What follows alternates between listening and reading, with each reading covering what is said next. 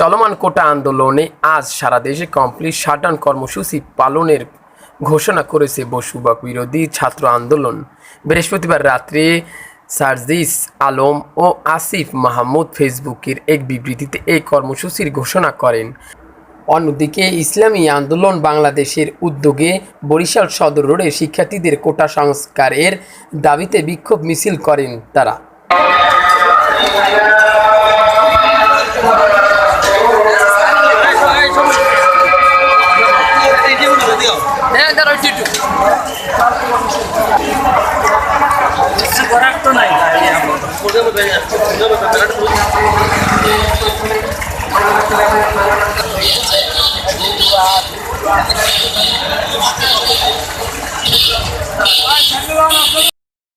সারা Bangladeshi programme ঘোষণা করেছে। সেই প্রোগ্রামে অংশগ্রহণ করার জন্য এদেশের শিক্ষার্থীদের অধিকার আদায়ের জন্য যে কোটা বিরোধী আন্দোলন সারা বাংলাদেশে চলছে, তারই অংশ হিসেবে আমরা এখানে অংশগ্রহণ করেছি। প্রোগ্রাম থেকে আপনাদের কি দাবি দেওয়া ছিল? আমাদের দাবি ছিল ছাত্রদেরকে তাদের যে অধিকার সেটাকে ফিরিয়ে দেওয়া, অর্থাৎ কোটাকে বাদ দেওয়া এবং কোটার পরিবর্তে মেধার যে মূল্যায়ন সেটাকে বহাল রাখা। কোটা সংস্কারটাই মূলত আমরা চাচ্ছি। কোটা সংস্কার আন্দোলনই চলতেছে।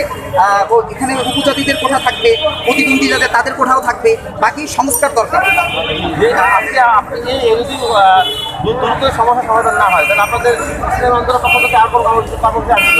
কর্মসূচি চলমান চলছে এবং আগামীকালকে সারা বাংলাদেশে যারা ছাত্রলীগ এবং পুলিশ বাহিনীর গুলিতে আঘাতে মৃত্যুবরণ করছে তাদের জন্য সারা বাংলাদেশেই দোয়া হবে জুমার বাদে। এবং এই আন্দোলন আমাদের দাবি আদায় না হওয়া পর্যন্ত বিশ্ব চরমায় ঘোষিত যে কর্মসূচি সেই কর্মসূচি ইনশাআল্লাহ বলবৎ থাকবে।